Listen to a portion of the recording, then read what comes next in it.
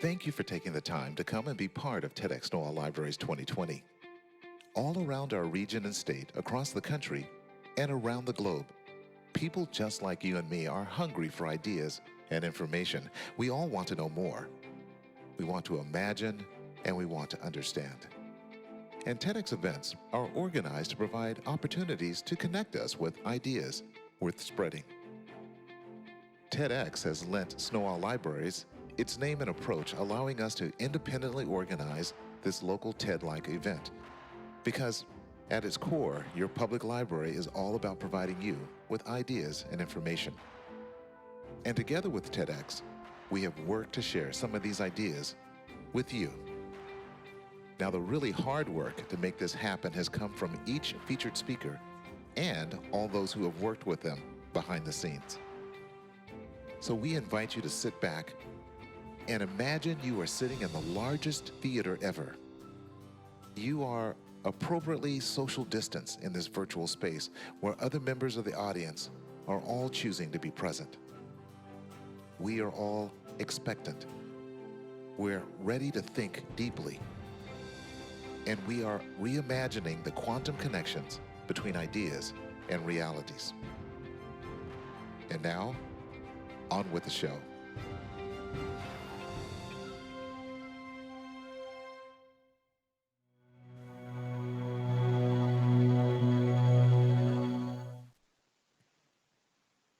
Hi, welcome to TEDxSnoIsleLibraries 2020.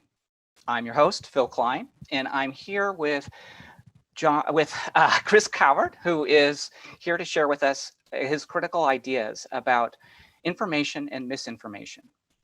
With me are also a team of moderators and co-hosts to provide any support we may need. If you're a new or a returning attendee of TEDx, in your homes or wherever you may be, thanks for taking the time to be with us today and to explore these ideas worth spreading. Throughout this hour, you're invited to ask questions in the comment sections of the Zoom webinar or on the YouTube or Facebook Live events where you may be. And we do hope to respond to as many of your questions as possible. And if something strikes you or inspires you, please feel free to share that as well. So without further ado, it's time for TEDx. Chris Coward is a research scientist who studies information at the University of Washington's Information School. As director of the UW's Technology and Social Change Group, and as the co-founder of the Center for an Informed Public, Chris focuses on issues of access, digital inclusion, civic engagement, and more recently, misinformation.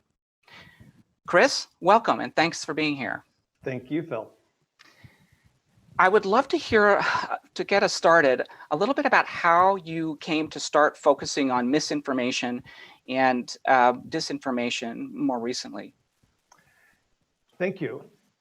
Yes, I've devoted probably my entire career to studying issues of, I guess, what can be broadly characterized as the digital divide, right? Issues of how can greater access to the internet, greater digital literacy to make use of the information lead to greater opportunities, economic, social, greater opportunities for political participation.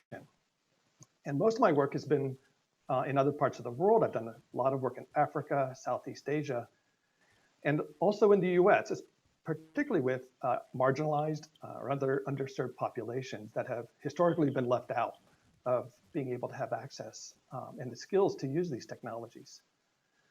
So underlying this work is this premise that more is better. More access is better. Having more people with the skills is better. Having more data, having more information, all of this is better, and that will lead to kind of social progress.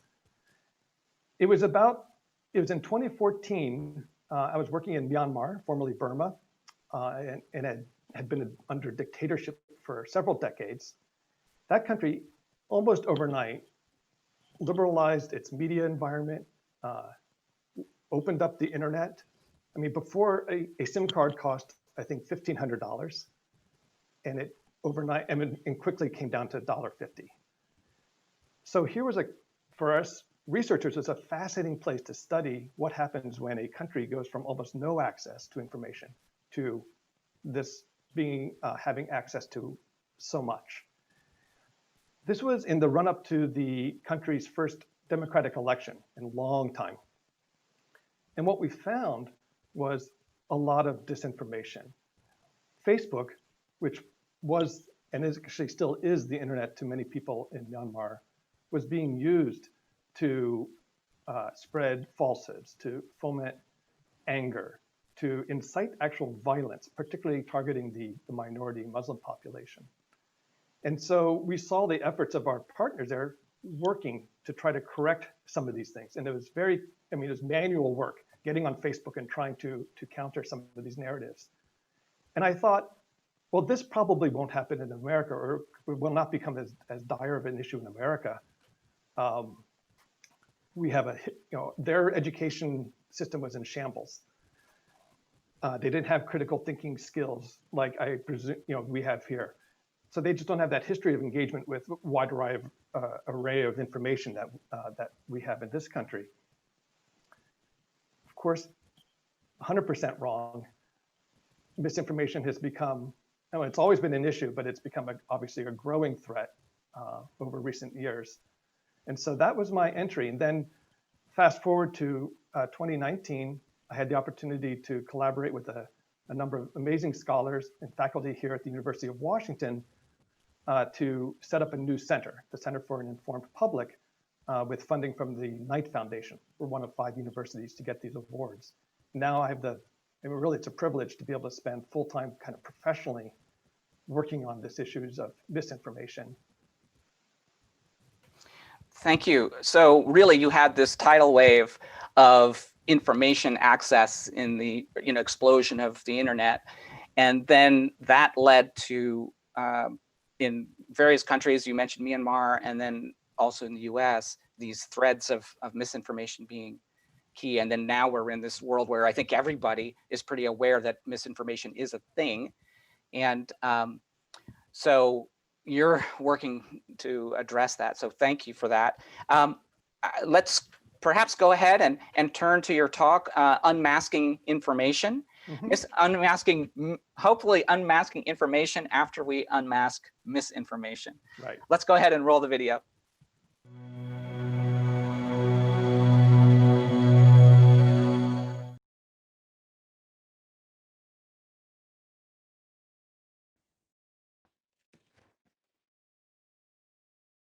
Wouldn't it be great if there was such a thing as a misinformation mask?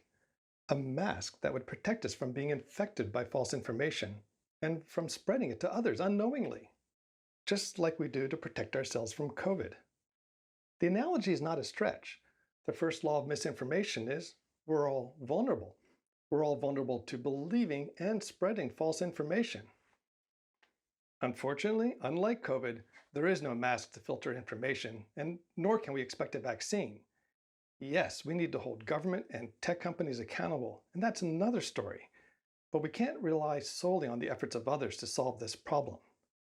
And that means that we, as individuals, need to play an active role in reducing the spread and impact of misinformation.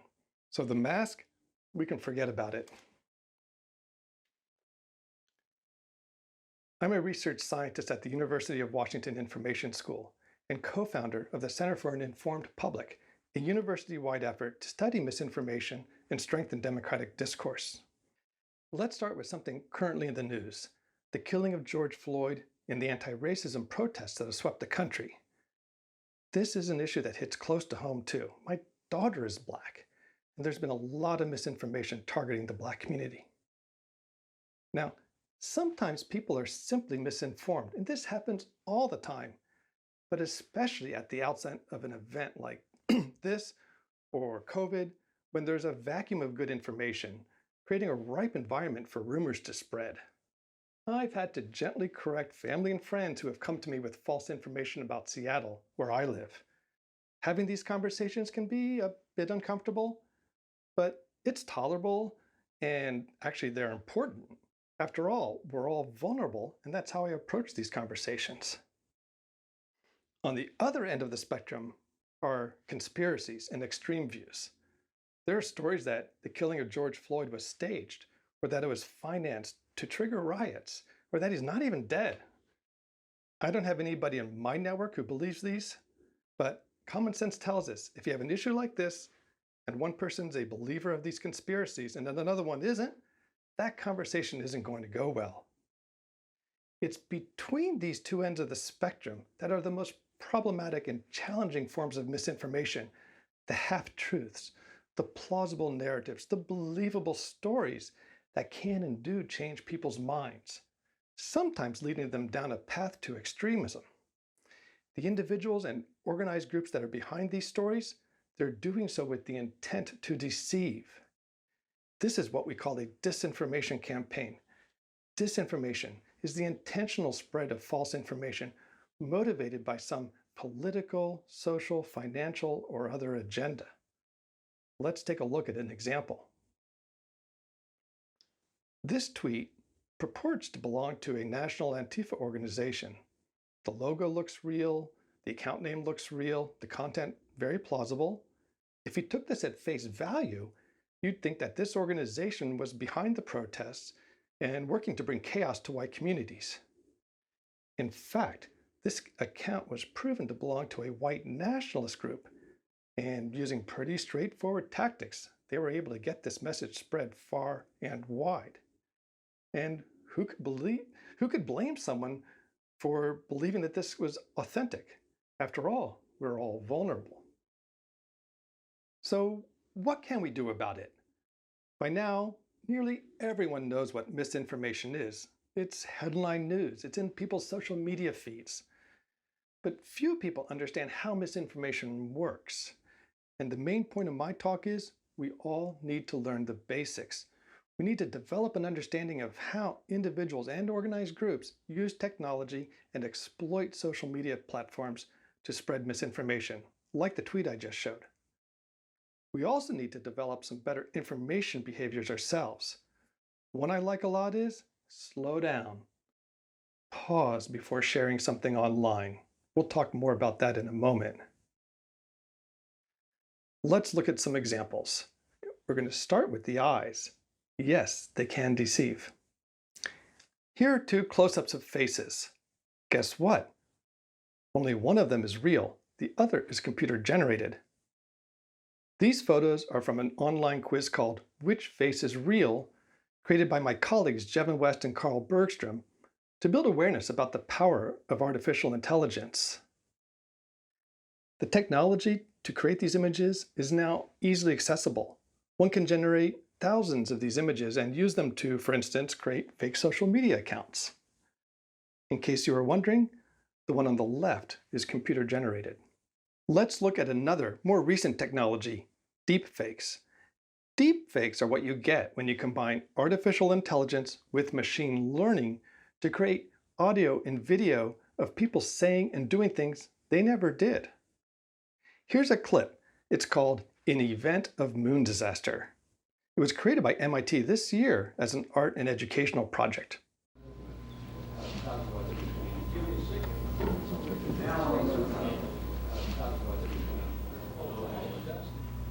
Good evening, my fellow Americans. Fate has ordained that the men who went to the moon to explore in peace will stay on the moon to rest in peace.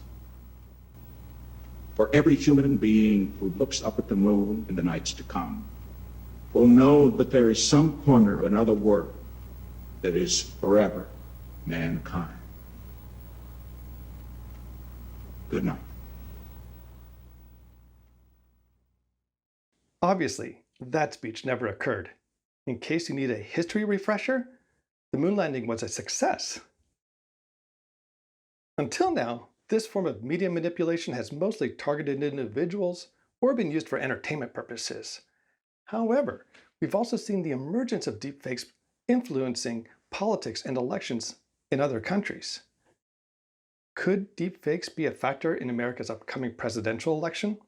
It's possible, and many experts think so. In cooperation with Microsoft, we just launched an online quiz called Stop Deepfakes to raise awareness about this technology. I hope you'll check it out. Moving on, people not only say and do things they never did, they may not even be people. Enter the world of social media bots. Social media bots are accounts that have been programmed to generate messages, follow other users, retweet their messages. It's relatively easy, again, to create thousands and millions of bots and unleash them onto the internet. Let's look at some examples. Again, we'll stick with the topic of race. This is a retweet network graph of the Black Lives Matter discourse back in 2016. It was created by my colleague Kate Starbird, along with Emma Spiro and their students. What it shows is two communities, the pink, pro-Black Lives Matter, and green, anti-Black Lives Matter. As you can see, the conversation was divided into two echo chambers, with each community retweeting and sharing messages of like-minded members. Now, let's add the impact of a disinformation campaign. Here we have the same graph, this time with orange dots and lines. The orange represents the Internet Research Agency, Russia's propaganda organization. Specifically, the IRA created false accounts and false messages and successfully had their messages retweeted by others in both communities. Why did Russia go to the effort to do this? Remember, disinformation campaigns have a motive. In this case, it was to get Trump elected as a means to polarize our society and weaken our democracy. No matter what side of the political spectrum you are on or what beliefs you hold, you should be angry that there are those out there who are trying to infiltrate your communities and manipulate your thoughts. So why was Russia's campaign so effective? Why is any disinformation campaign effective? This is where we enter the cognitive realm. Disinformation is effective because it exploits personal beliefs to trigger psychological and emotional responses, such as to make you fearful or angry, like the Antifa tweet I showed earlier. It's effective because it's accomplished slowly over time through multiple encounters across multiple platforms, from Facebook to Twitter and YouTube and back. It's the weaponization of information designed to undermine truth and our trust in each other.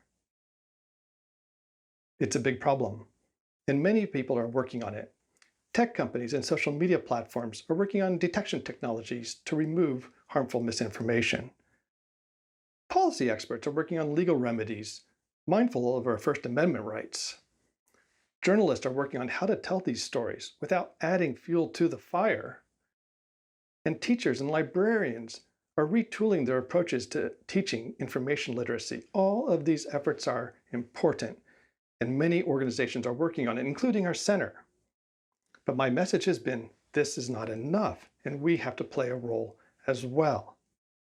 First, we need to develop greater situational awareness, or informational awareness, if you will, of how misinformation works. That's been the topic of this talk, but I've only scratched the surface. I hope people will continue to educate themselves, especially as new technologies and tactics emerge, as they will. Already, we've witnessed Russia deploying some new techniques targeting our upcoming election. Second, we need to practice better ways of navigating information. The conventional approaches that most of us grew up with, like triangulating sources of information, they're not sufficient anymore, as I hope my examples have made clear. One approach that our center is promoting is called SIFT, developed by our partner Mike Caulfield at Washington State University. SIFT stands for Stop, Investigate the Source, Find Better Coverage, and Trace Claims to the Original Context. These moves, as Mike calls them, take 30 seconds or less to execute, and they can make a huge difference. Again, I'm very fond of stop. And if there's one thing that people can do right away, it's to pause. Take a look at the claim. Does it pass the smell test? In closing, misinformation is a foundational problem. When the World Health Organization made one of its early pronouncements about the COVID, they called it simultaneously a pandemic and an infodemic. And they were right. In fact, infodemic could be used to describe almost every challenge we face today. Misinformation also tears at our social fabric and our relationships with family and friends. No one I've spoken with, whether they're left, right, or center, is satisfied with this situation. It worries everybody. And this, perhaps, is a hopeful sign, but only if we all play our parts. Thank you for listening.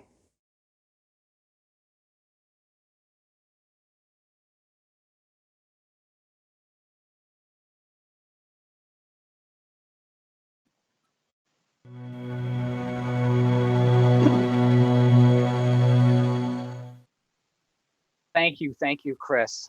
That is such a powerful talk. You cover so much ground in that short talk. You maintain a tone of calm, informative sharing, and at the same time, you remind us that we should be angry about this. So, as a simple person who's trying to stay up on the news and understand things, who learns by listening to others that I trust, how can you help to balance these complex needs of like feeling angry that, hey, I'm being misinformed, without just saying I shouldn't trust anybody? Like, can you help sort of unpack the complex challenge you're asking us to take on? Thank you. Yeah, it's a tough one for all of us. How do we modulate our consumption and our interactions with all this information?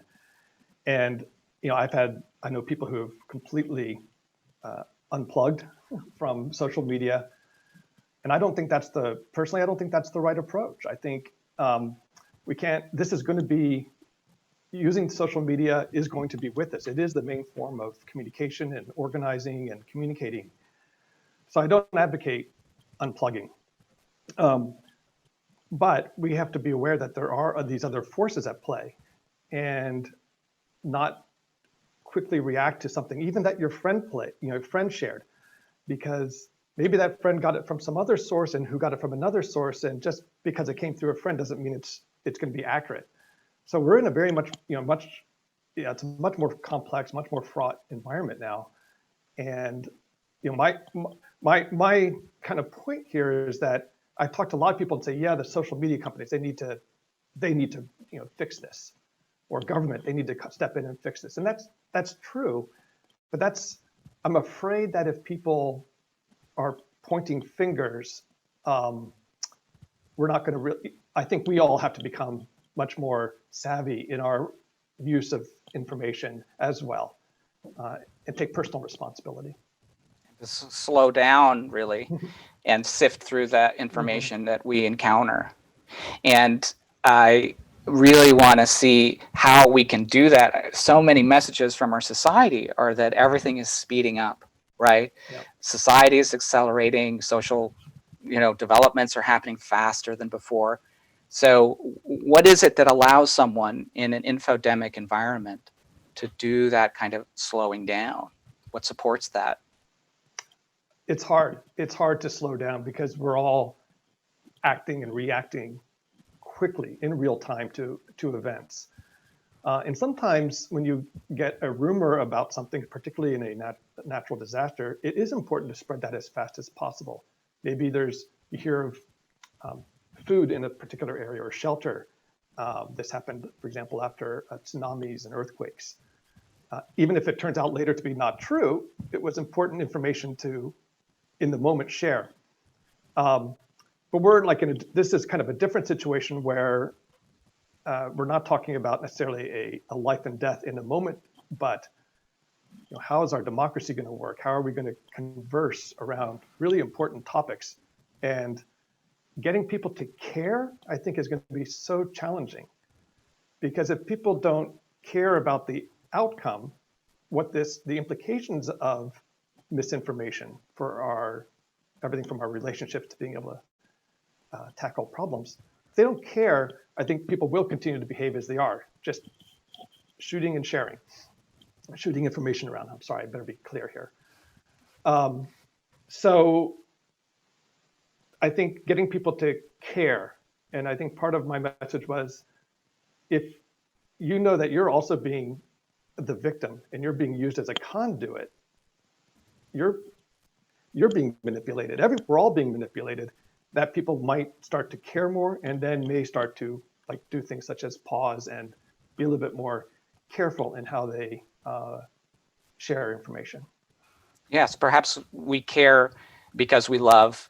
And as you mentioned, your daughter is someone who has a unique situation here in your family because she's Black and has been subject to some of the, increased misinformation around race.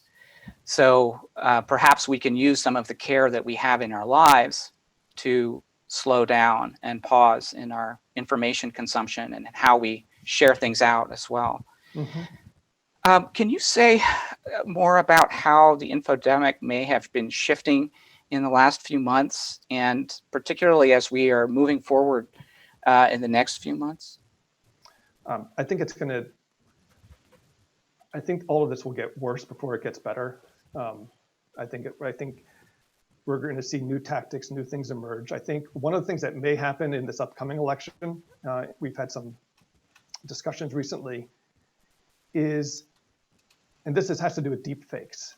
And I think that the video made clear that deep fake technology now is very incredibly powerful to be able to create audio and video. So we'll see both an increase in deep fakes, but we'll also probably see an increase of people denying perhaps authentic video or audio and saying, oh, that was a deep fake. I didn't actually say that thing. I didn't actually do that thing. We call it the liar's dividend. So that's also going to be something that could come up. People, and then you don't know what to believe, because then you have actual footage of someone behaving in a certain way, ostensibly, but that person could say, well, that never occurred. Someone used deepfake technology to create that video. It feels a little like truth and being able to have facts that are clear and shared by all is in doubt. Yes. So for us to be able to grow our confidence that what we understand is true is going to be a pretty tricky business, huh? Yes, and also we have a problem where if certain sources come in that say that that was true or false, that sometimes reinforces people's doubt in those sources because of how they view those sources in the first place.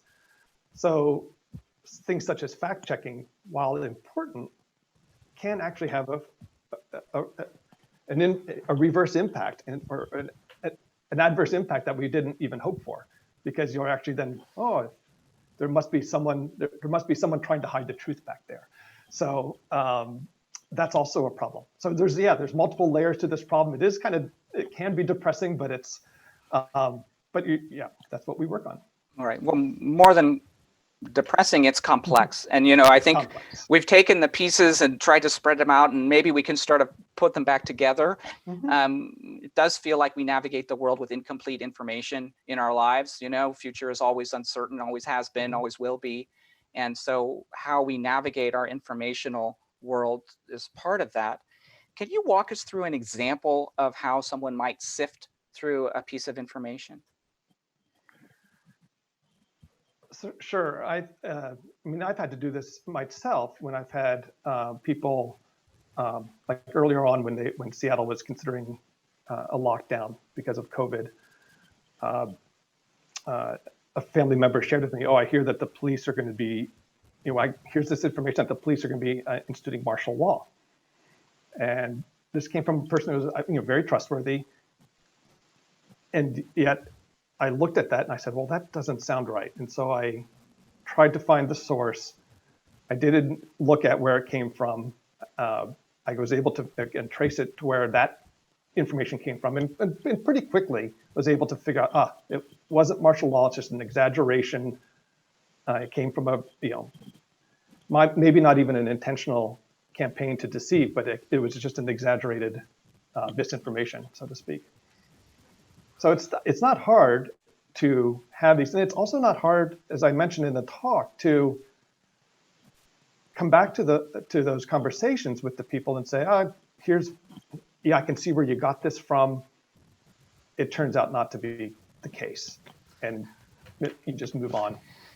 You know, in a prior conversation, when you and I were speaking, I asked you a difficult question and you said rather straightforwardly, I don't know, as a response. And I think people are shy about saying that. And I just want to say, I appreciate you being willing to not know. And if we don't actually know the source of something, do you think it can be useful to say, I don't know, when one doesn't know? Absolutely. I think we have to all and be humble in this. We're and all admit our vulnerabilities, and don't know is a perfectly acceptable answer. It can be hard to remember that under pressure, you know? Yes. So knowing the limits of our own information is probably a pretty healthy thing, as you know, there's so much we can't know now that there's so much to know. Yeah, it's kind of, no one thought that we would potentially know less after knowing more or something like that. I have heard that the more you know, the more there is to know, which is a corollary to that. So you mentioned that you don't recommend that people turn away from media entirely. Do you think that there may be cases where someone consumes too much media and that they may want to dial it back a little bit? Or how do you recommend people identify a healthy media diet? What does that look like? Yeah, and it's going to be different for everybody, of course. And it's hard to be prescriptive, of course, about, oh, you should limit yourself to 2 hours a day of this or whatever. That's just not going to work. Particularly because people are using it for such amazing purposes, and so it's a tricky thing. I think if someone is getting hooked into a particular type of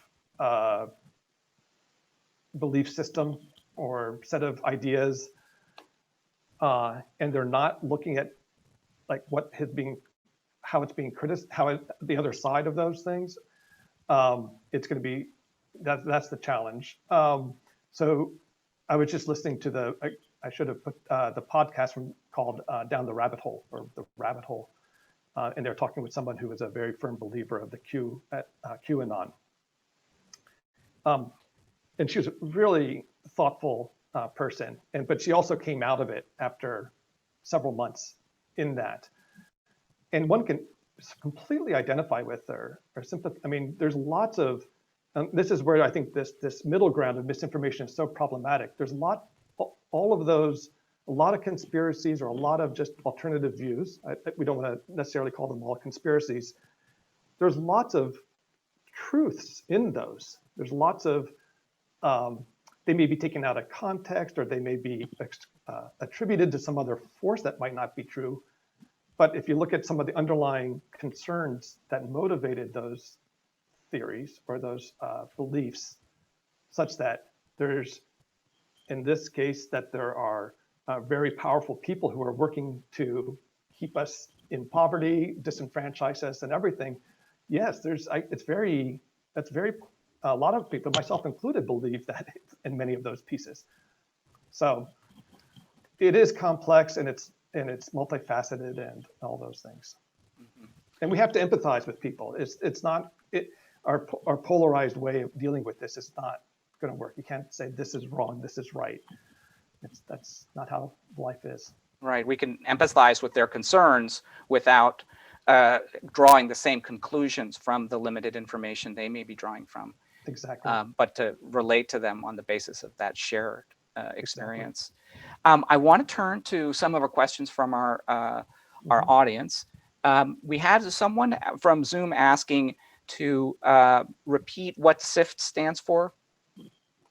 Let's see if I can remember. It's stop, investigate the source, find better coverage, and trace claims. I think it's quotes and media to the original context. I believe in the final slide of the talk, there should be a link to our colleagues' work on that. Great. Yes, it is something to remember and to keep in mind. And the final video, the edited video, and apology for the technical issue we had when we were streaming that, will be visible and shared on the Sno-Isle.org /TEDx website after the event. Some other questions that we're getting coming in. There's someone named Gary is asking that he says, I don't use social media accounts, Facebook, Instagram, etc. And if I don't use these social media sites, sorry, hang on a second. If I don't use these media sites, am I missing? How do I, if I'm not using the social media sites, how do I differentiate fake and real news if I don't even use social media? Yeah, that's a great question. A lot of, I mean, there's lots of great news sites from across the spectrum. Again, I'm not here to, and those are the sites that people should go to. There's especially local coverage, national coverage. So media sources, people should still engage with. And when they get stuck with something that they see even in mainstream, they should go to either a fact-checking site like Snopes or others. Wikipedia is a great source. That's actually part of what Mike Caulfield does in his SIFT methodology. So there are some, again, some simple or straightforward ways to investigate the authenticity of information. And Snopes is a site that verifies that something is either a rumor or not, or false claims and so on. And there's PolitiFact and others. Yeah, there's a host of these organizations that are trying to assess various claims and rumors that are being spread. Henry asks, how do you carry a conversation on with someone who has consumed the Kool-Aid and believes in misinformation or conspiracy theories? Yeah, that's a great question. And I wish I had the answer for you. I think, as we were talking here a little bit earlier, I think you have to start by creating empathy and a connection between two people. Looking at what are the root concerns? What are the root issues that someone might be concerned with? So if it's even around COVID, we have a lot of people now, and this will be another big challenge for us who are not inclined to take a vaccine once it's developed. That's going to be one of our big, huge public health challenges once we get past our initial stage. So we're having, we can see, why does someone not think that vaccination is, for example, careful and or is the appropriate way to go?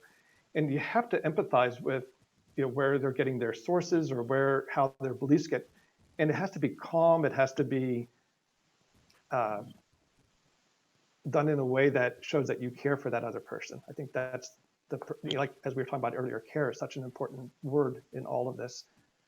And then bringing in other sources of information. And here's the other thing: is you're not going to win the argument in one time. You can at least plant a seed of, oh, maybe that this is of doubt. Plant a seed that will cause that person maybe a week, maybe a month from now, once they've maybe collected some other seeds, to rethink their views. So this idea that we can fix someone's incorrect views in a 10-minute confrontation is something we should also dispel with.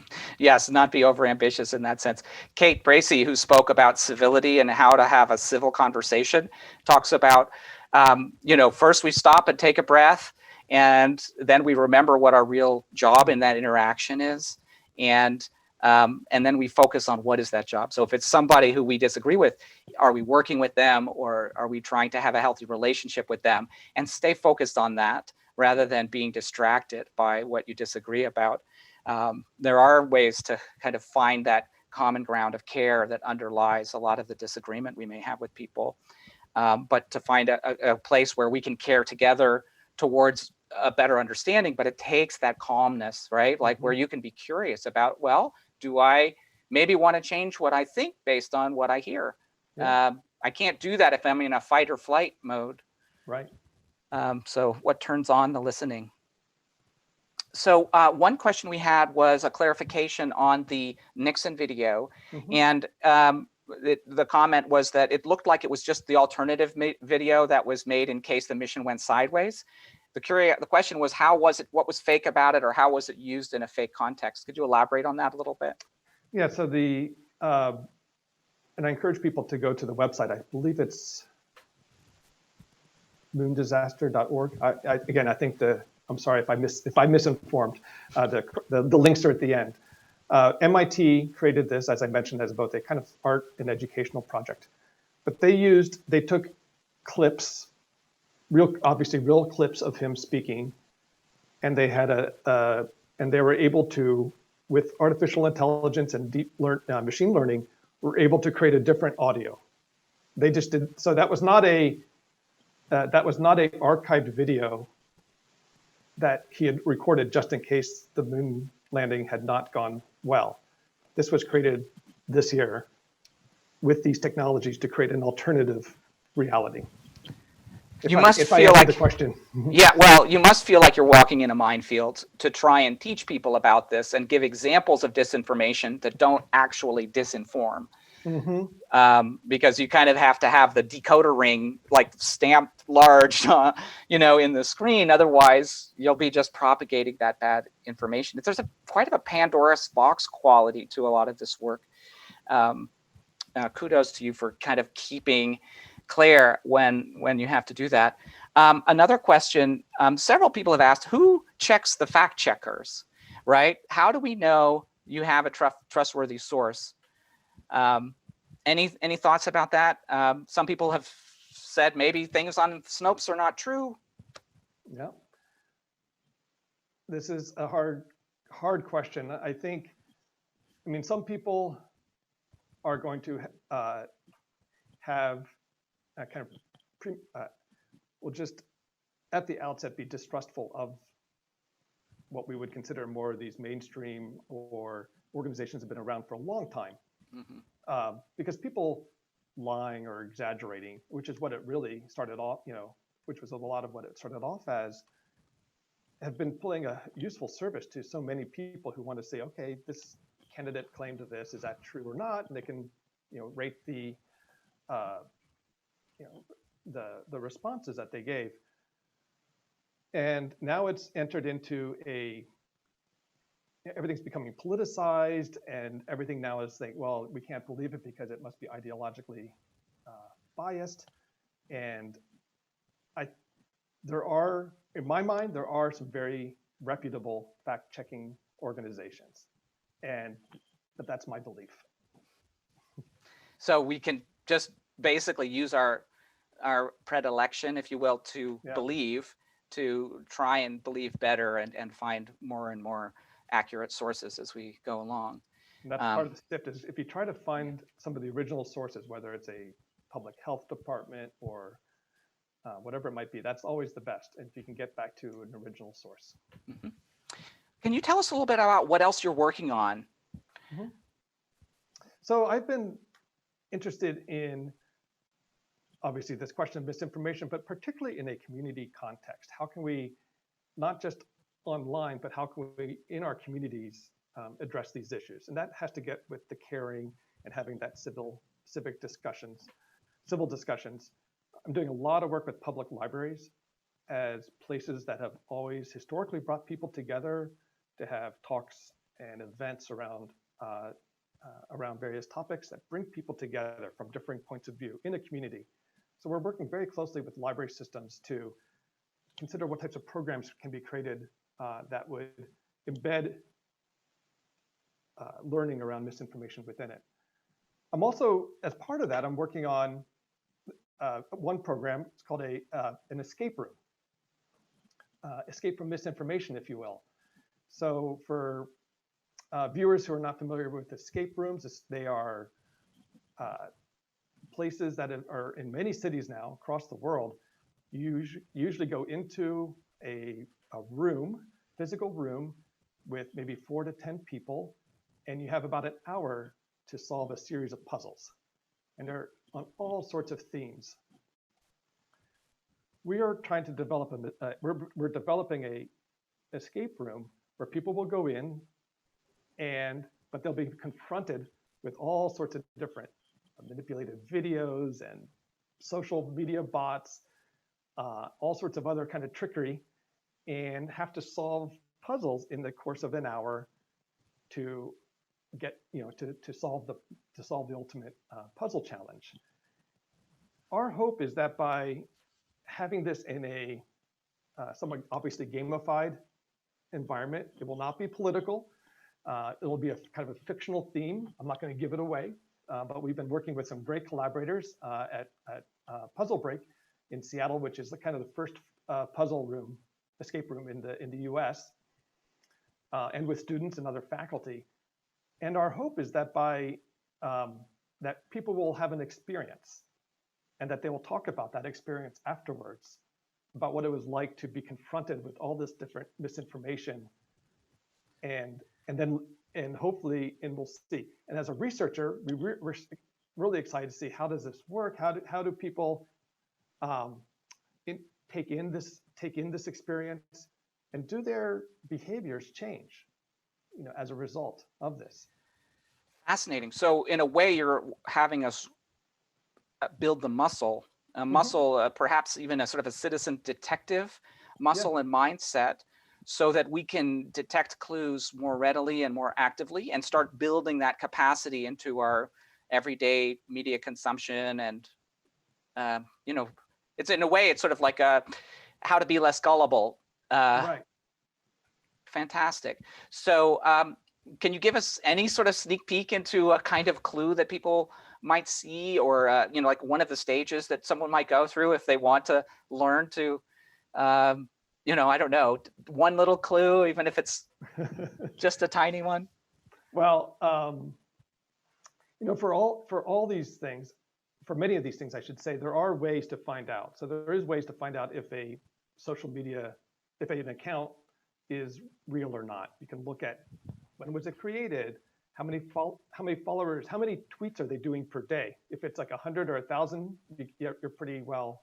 You can be clued in that this is a bot. It's a big issue. I think every year Facebook removes billions. It's billions of fake accounts. So it's huge. And then so there are ways to figure this out. But the other part of the message in this escape room as well is, there's some things that we can't use our senses to detect, and the deep fakes is one of them. That the technology is getting so sophisticated that if we think we can use our own senses to discern fake from real, you're kind of doomed. So that's when you have to go to these other techniques of, like, what's the context? Are there other ways to either affirm or deny the reality? So you're saying we need to learn to distrust our senses to some degree? Perhaps the way that, there's that somatic illusion that pilots can get, where they perceive, a change in pitch that's not actually in the airplane, and they have to trust the instruments. Are there instruments we need to learn to trust that are outside of our human capacity? I mean, just knowing or thinking that, oh my gosh, there are billions of bots actively trying to misinform me. That sounds like I'm never going to keep track of all of those. And that's the thing. Who's going to go in and go through all the effort to do reverse image searches, for example, to see if that image is a real person or a computer generated one? That takes a lot of effort, and none of it. It would be unrealistic to expect people to go through all that trouble. So I'd love to think a little bit about where things go from here with you. Imagine some of the programs that you do, this disinformation escape room, and some of the education programs, and perhaps the work in communities and libraries takes a foothold. What do you see as the result of that? What would you like to see happen in a world, as we go forward in the next months and potentially longer? Well, I mean, first, there's just the good news is that there's so many people working on this. Obviously, the Knight grants that were given up to the 5 universities, plus researchers across the world who are trying to figure out ways to address this. And not just I'm familiar with the academic community, but of course there's the technology communities, there's the policy communities, there's the journalism, which is playing very vested in trying to find answers to this. So there's a lot of people working on it. Right now, it feels a little bit like a cat and mouse in that we're always, on the defensive, and I would like to get ahead of the game. And that's, part of what we're trying to work on. Yeah, so what does it look like to be a little ahead of that game? Can we even imagine that far ahead? Well, part of, I'm at an information school. And so information literacy is kind of one of the bedrocks of that. Unfortunately, our profession has not done a good job of updating what it means to be information literate in this new environment. We're still kind of stuck on an old model of formulate your search question, go out and find it. If it authentic, try to assess the authenticity of it, and then use it. Search, find, use. But that's not how we interact with information anymore. You're not going out to get information. Information is coming in to get you, right? It's coming in through your feeds, through how people share it. It's the algorithms that are built into the social media accounts that are targeting you. So so we have to update what it means to be information literate and have that be part of schooling from kindergarten on. And so that so that the next generation comes up with healthier and better skills for navigating in this environment.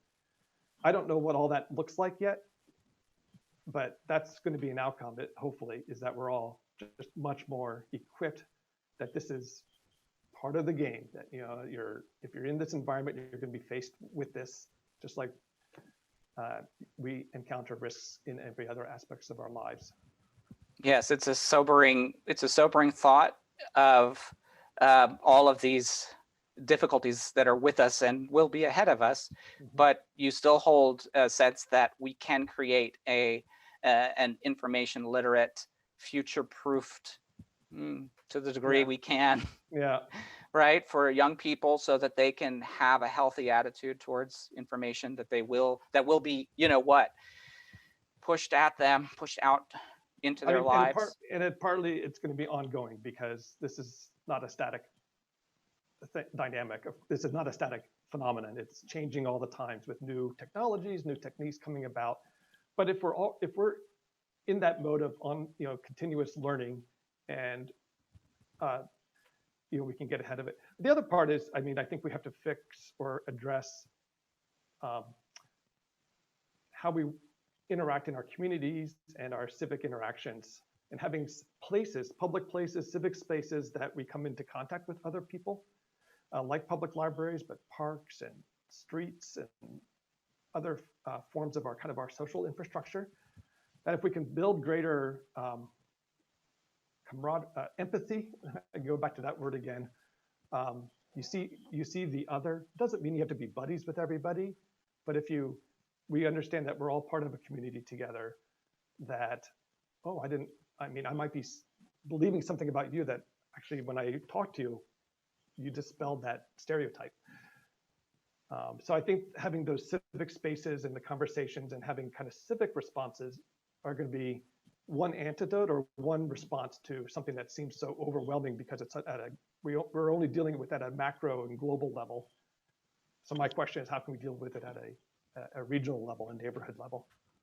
Yeah, so to try and corral some of what I feel like I've learned from you today, the truth is complex. It has many parts. It can be in many different places. There are misinformation campaigns and disinformation campaigns that are going to continue to assault our idea that we understand and know what the truth is, even as there is legitimate and provisional versions of true statements that may differ not only from region to region, but from time to time, right? And the truth today may be different than the truth in a month, just as the complexity and the information density is so high.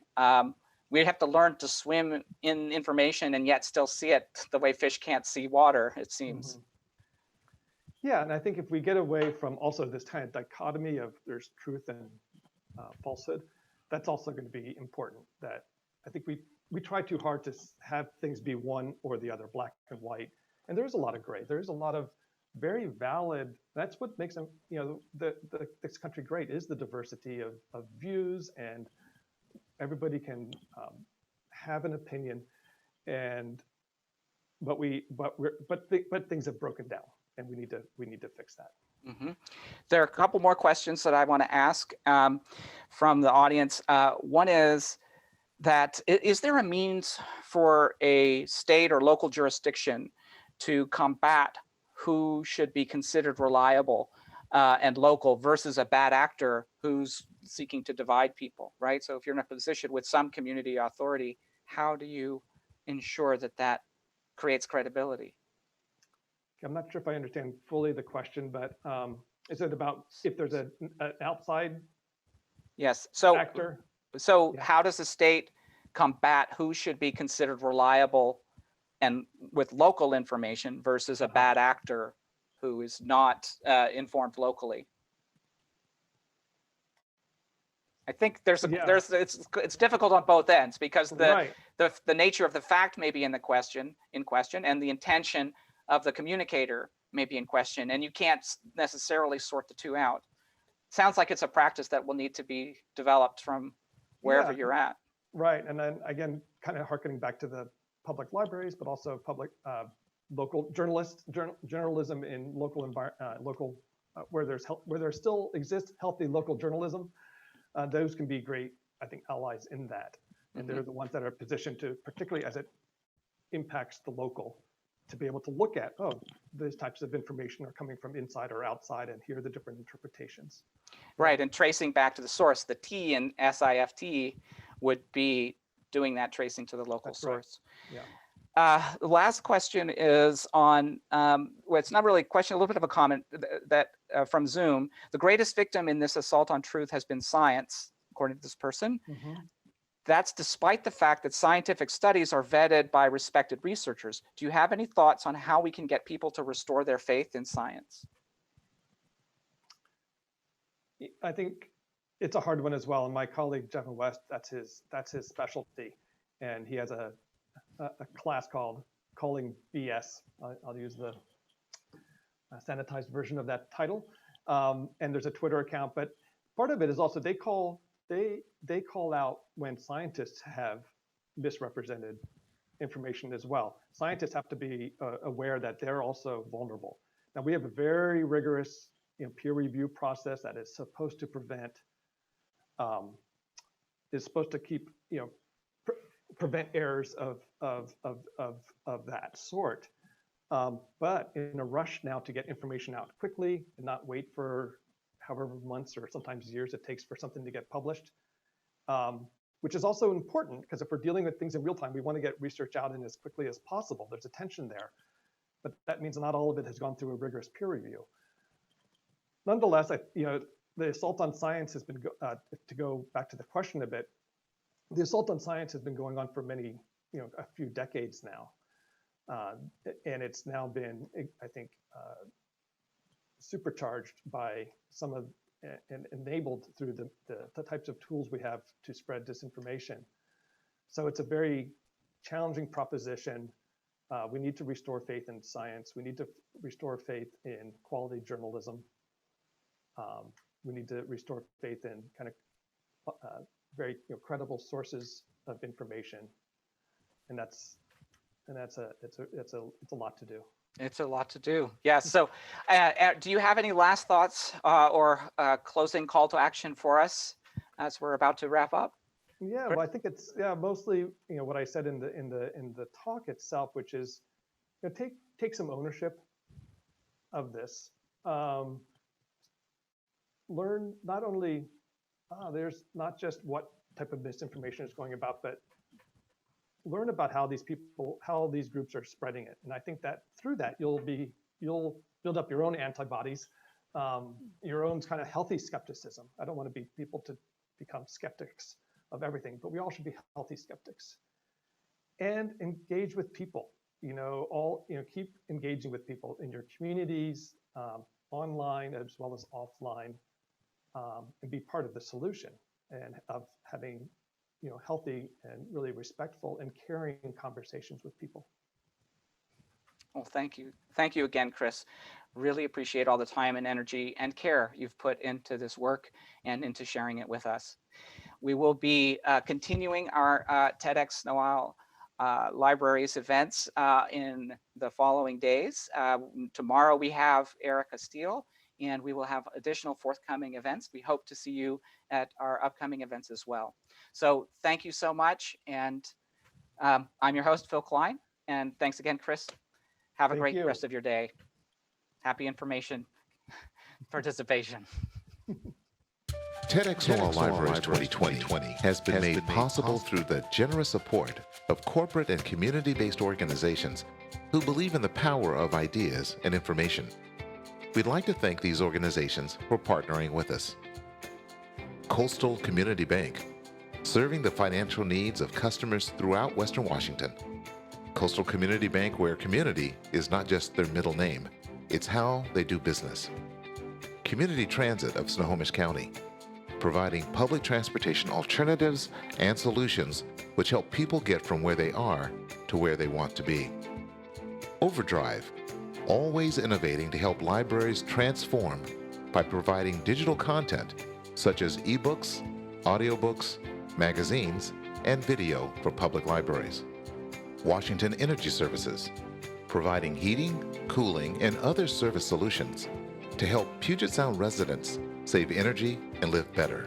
And our founding partner, the Sno-Isle Libraries Foundation, committed to mobilizing people and resources to expand the reach of Sno-Isle Library services, promote civic engagement, and foster a lifetime of learning.